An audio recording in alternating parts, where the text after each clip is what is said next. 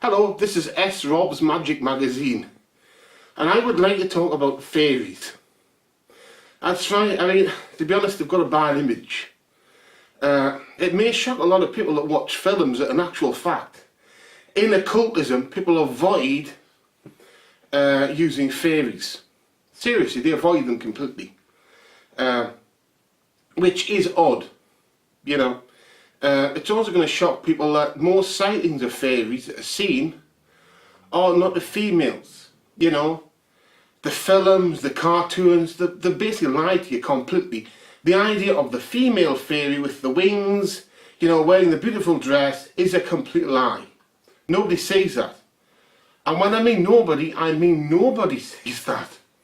What people see are small male creatures, small males dressed in green or red, you know, short, they do vary in size, and that's basically it. They don't see any females at all. So you've got to be open to the possibility that maybe, you know, the ones that look male aren't really male, that they're sort of a distinct species with one race, with a hermaphrodite race basically. Because when you think about it, you know, female breasts, they basically exist to give people a cue, because originally chimpanzees, they went for the behind, and as they were walking on all fours some of the time, that made sense. But then we started to stand up, and then of course humans needed breasts. Chimpanzees don't have breasts, you know, the chimpanzees don't have breasts. The gorillas don't have breasts because they don't need them. You know, it's a human thing. So the fact that they don't have breasts, you know, does not mean necessarily they're not female, but it could be there isn't any females, you know. But it's the bad image they have. The strange thing is though, leprechaun image is better, you know. Leprechaun, leprehorn, there's all sorts of different things, and they're basically the same. By that I mean, the folklore is that a leprechaun is a result of the mating between a human male and a female fairy.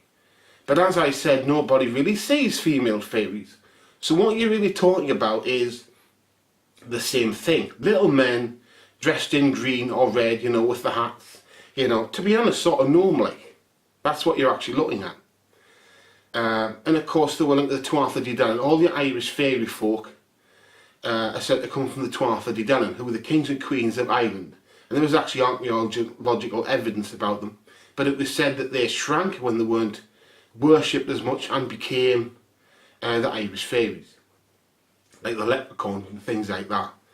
But you know, you get this sort of fairy idea everywhere, absolutely everywhere. But anyway, what I'm trying to say is that there's a lot of good magic there that people are missing out on, okay?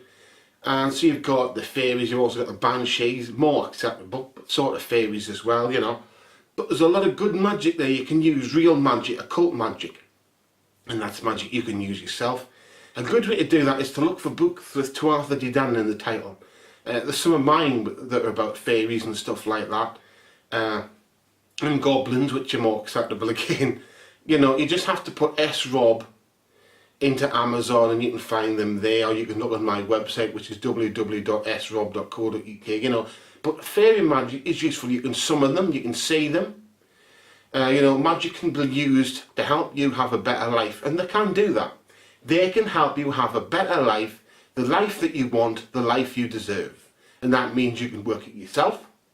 You can order a spell casting from my website. Okay, but let them help you. Have fairies in your life.